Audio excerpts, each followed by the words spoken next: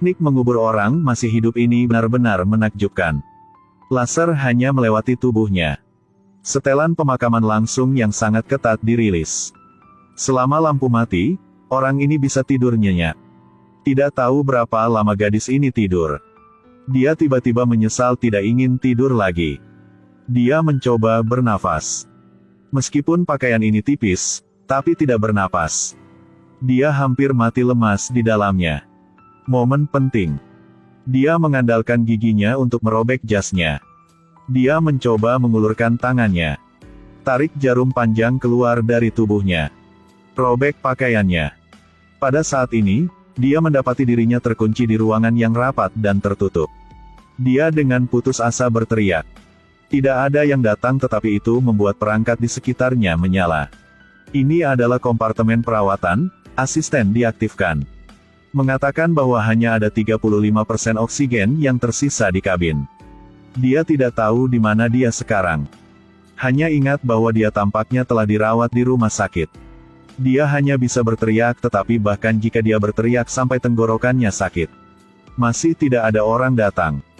Asisten lagi mengumumkan bahwa 35% oksigen tadi, hanya 34% yang tersisa. Sepertinya dia tidak bisa berteriak lagi dan harus memikirkan cara lain. Dia meminta asistennya untuk membuka pintu kompartemen. Tapi asisten meminta kata sandi manajemen darinya lagi. Dia memikirkan cara untuk melaporkannya ke polisi. Tetapi polisi tidak dapat menemukan posisinya. Mungkin dia terkubur di dalam tanah. Dia melihat nomor seri perangkat di kepalanya dan mengulangi nomor itu ke polisi. Polisi mengatakan bahwa ruang perawatan ini dihancurkan 3 tahun yang lalu. Melihat tali di tubuhnya, dia memikirkan cara untuk mensponsori penganalisa genetiknya. Tentu saja ini berhasil. Asisten yang menemukannya adalah seorang dokter kedokteran. Apalagi, dia datang ke sini bukan karena dia sakit. Jika dia tidak memiliki penyakit, bukankah dikurung di sini berarti diculik? Sambungan dengan polisi telah terputus dan tidak dapat dihubungi lagi. Kali ini dia sangat tertekan. Dia gelisah dan dengan cepat meningkatkan konsumsi oksigen di dalam. Hanya tersisa 29%. Asisten mengambil jarum dan ingin dia tenang. Sebuah tangan terentang di kompartemen perawatan ingin memberinya obat penenang. Ada sangat sedikit oksigen yang tersisa di kompartemen. Bukankah akan sia-sia membiarkannya tidur? Sementara injeksi ditujukan pada titik akupunturnya. Dia dengan cepat berbalik. Lalu dia menggunakan lengannya untuk memukulnya berulang kali. Melihatnya begitu agresif, asisten hanya harus mundur. Setelah beberapa saat bertarung, oksigen di kompartemen secara bertahap habis. Asisten mengingatkannya bahwa dalam 40 menit oksigen akan benar-benar habis. Dia memaksa dirinya untuk tenang. Dia mencari orang yang mungkin dia kenal dan tiba-tiba menemukan suaminya.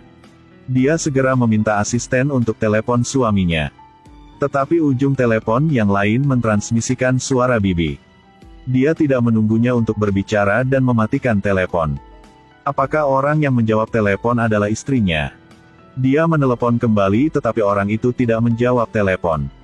Sepertinya dia masih harus memikirkan cara lain. Ketika dia sedang berpikir, tangan barusan membawa jarum lain untuk muncul. Ketakutan dia mengambilnya dan melepaskan jarumnya. Dia mengambil jarum dan menusuknya di bagian paling lembut dari kompartemen. Ketika kompartemen tertusuk, itu segera mengaktifkan mode perlindungan diri dan memberinya kejutan listrik. Ini juga sepertinya tidak bagus. Oksigen di kompartemen hanya 20% tersisa. Jika dia tidak berpikir cara yang lain, dia benar-benar akan mati lemas di sini. Kantor polisi menelepon kembali. Berdasarkan nomor seri kompartemen, mereka bisa segera mendapatkan kode manajemen untuk menyelamatkannya. Dia bilang dia punya suami. Meminta polisi untuk membantunya menyelidiki tetapi polisi mengatakan dia tidak pernah menikah. Dia ingin menemukan gambar terakhir dan menunjukkannya kepada polisi. Tadi masih ada foto bahagia bersama. Tapi kenapa dia berubah menjadi orang jomblo sekarang? Polisi mengatakan dia berhalusinasi karena kekurangan oksigen tetapi tanda cincin di jarinya membuktikan bahwa polisi ingin menipunya. Tidak lama kemudian, panggilan telepon masuk, ternyata Bibi tadi. Bibi bilang dia dengan cepat jatuh ke dalam tidur nyenyak untuk diselamatkan. Tetapi oksigen dalam kompartemen benar-benar tidak cukup mendapatkan kepercayaannya. Bibi memberitahu dia kata sandi manajemen dan menyuruhnya untuk tidak membuka pintu karena jika dia membukanya, dia akan mati. Tetapi ketika dia menerima kata sandi dia ingin membukanya. Baru buka pintu. Keajaiban terjadi. Gadis di kompartemen perawatan terbang lagi. Jarum di sebelahnya juga terbang. Di mana ini? Pada saat ini asisten muncul mengatakan dia berada di luar angkasa. 65.000 km dari bumi. Setelah mendengar itu, dia bingung, pantesan Bibi tidak membiarkannya membuka pintu. Ketika dia berbicara lebih banyak dengan Bibi, dia baru tahu. Di bumi pecah virus yang mematikan. Tidak butuh 200 tahun bagi umat manusia untuk punah. Negara-negara secara bersamaan telah memilih 10.000 orang untuk menjadi benih bagi orang-orang. Dikirim ke planet 140.000 tahun cahaya dari bumi. Dia adalah salah satu dari 10.000 orang itu. Tapi mesin ini menarik 10.000 orang belum pergi jauh. Lebih dari 400 telah dihancurkan oleh planet ini. Dia sedang tidur nyenyak yang terbangun dengan cara itu. Ada kurang dari 10% oksigen yang tersisa di kompartemen. Pada dasarnya tidak bisa berhenti di tempat tujuan. Dia memutuskan untuk membuka pintu kompartemen dan mengakhiri semuanya. Gadis itu tiba-tiba berpikir bahwa mungkin suaminya.